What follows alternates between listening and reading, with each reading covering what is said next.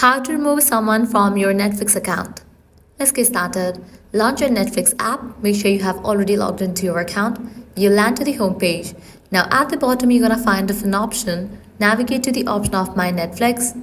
Now click on three bars given at the top right corner. Different options will appear. Navigate to the option of Account. With that, you'll be directed to this page.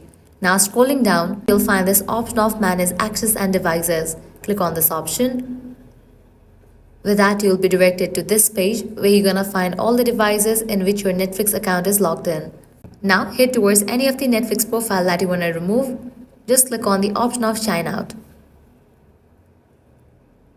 With this process, that device will be locked out. So this way you can easily remove someone from your Netflix account.